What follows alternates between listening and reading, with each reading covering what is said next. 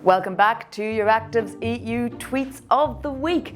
This week, Westminster debacle left us all slack-jawed, Italy's new government is a little bit odd, and VDL has her full commission squad.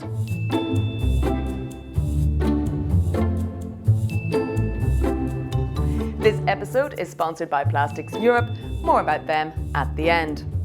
Happy rentrée! I hope, like us, you've had a relaxing break and come back with batteries fully charged, because you're going to need them. First up, Westminster came back all guns blazing as UK MPs voted to back a bill aimed at blocking a no-deal Brexit on 31st of October. British PM Boris Johnson, no, I still can't get used to saying that, didn't exactly conduct himself with aplomb at the dispatch box, calling opposition leader Jeremy Corbyn a chlorinated chicken, a big girl's blouse, and saying his ideas were hardly prime ministerial, Mr. Johnson. In fact, it reminds us more of someone else. The altercation naturally sparked headlines including this abomination. Helen Nianis was keen to know both the original brief and the deadline the art team were given. In a frenetic few days for Bojo, James Felton summed it up best.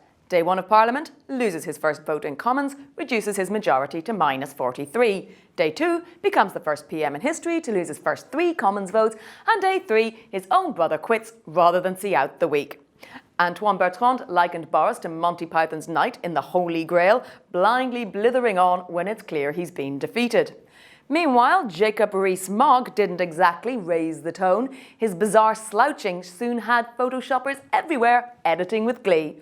But I have to say, this one's my favourite.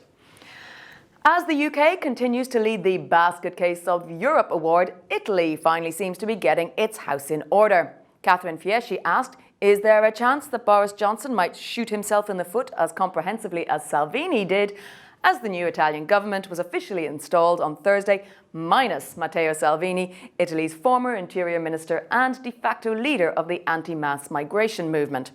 Jean-Claude Juncker sent his congratulations to Giuseppe Conte on his reappointment, while Belarus News said, similar to a dragonfly, the average Italian government has a lifespan of about 6 to 8 months. Deutsche Welle News described Italy's new government as an unlikely coalition of the Five Star Movement and the Democratic Party. But Valentino Lascinesi tweeted, whatever your view on the new government, it's difficult to explain to non-Italians how government could switch from right to left with no discontinuity in Prime Minister identity. There's a word for this, he said, trasformismo.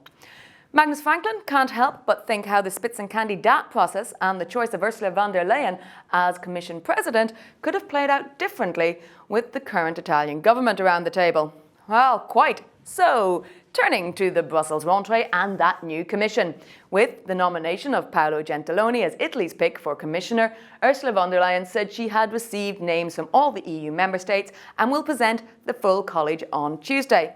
Jack Parrock spotted that she was absolutely nailing the pointing at things game already. But how will she manage with the kissing and the awkward three-way handshake?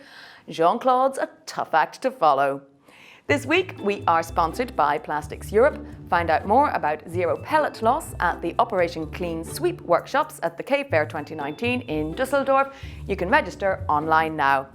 And that's it for this week. Join us again next Friday for more of the same shenanigans.